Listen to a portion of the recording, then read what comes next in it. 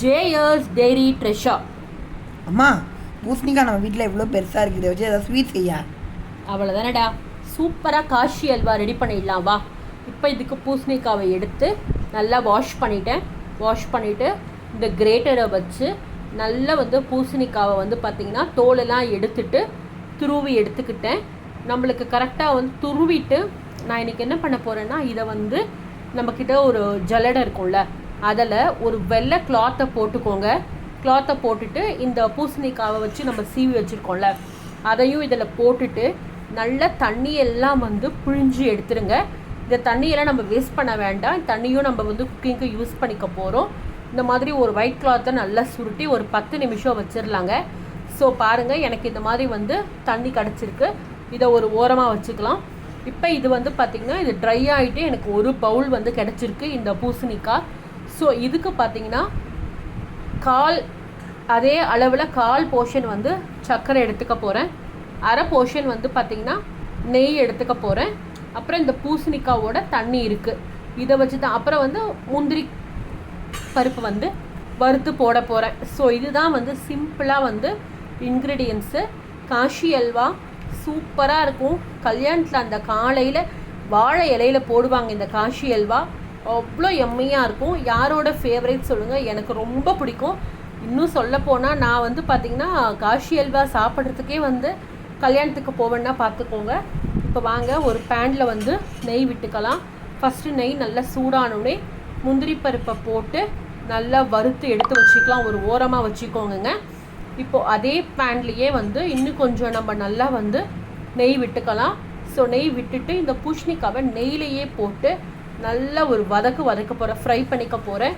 So that பூசணிக்காய் அந்த நெய்யோடு சேரும்போது அதோட சாஃப்ட் கன்சிஸ்டன்சியும் ஃப்ளேவரும் சூப்பராக இருக்கும். நம்ம அந்த அல்வா சாப்பிடும்போது அவ்வளோ நல்ல சாஃப்ட் ஒரு கன்சிஸ்டன்சி நம்மளுக்கு கொடுக்கும்.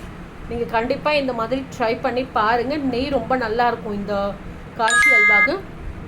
ஸோ இப்போ நம்ம பூசணிக்காவை இதில் போட்டுட்டு நல்லா ஒரு 10 நிமிஷம் ஒரு கிளறி விட்டு ஒரு 10 நிமிஷம் வச்சுருங்க. ஸோ தட் பார்த்திங்கன்னா அது நல்லா அந்த நெய்லேயே நம்மளுக்கு அழகாக வதங்கி சூப்பராக வெந்துடும். நம்ம எதுவுமே பண்ணவே வேண்டாம், நம்மளுக்கே தெரியும். இதை பார்த்தா அந்த சாஃப்ட் கன்சிஸ்டன்சி பார்த்திங்கன்னா நல்ல சாஃப்டாக இருக்கும் அதோட போர்ஷன். ஸோ இப்போ நம்ம அந்த தண்ணி வச்சுருக்கோம்ல, அதையும் இதில் விட்டுட்டு நல்லா இதை வேக வைக்கலாம். ஸோ இந்த அளவுக்கு இருந்த தண்ணி பாருங்கள் எப்படி ஆகிடும் அப்படின்னு சொல்லிட்டு. இது கூடவே உங்கள்கிட்ட குங்குமப்பூ இருக்குன்னா நீங்கள் போட்டுக்கோங்க. நான் இன்றைக்கி கேசரி கலர் தான் போட போகிறேன். பாலில் கொஞ்சமாக ஆட் பண்ணிவிட்டு அதை இதில் விட்டுட போகிறேன். இது கொதிக்க ஆரம்பிக்கும் போதே, பாயில் ஆகும்போதே நீங்கள் போட்டால் தான் அந்த எசன்ஸ் எல்லாமே அந்த பூசணிக்காயில் இறங்கி சூப்பராக ஃப்ளேவர்ஃபுல்லாகவும் இருக்கும், நல்லா சாப்பிட்றதுக்கும் நல்லாயிருக்கும்.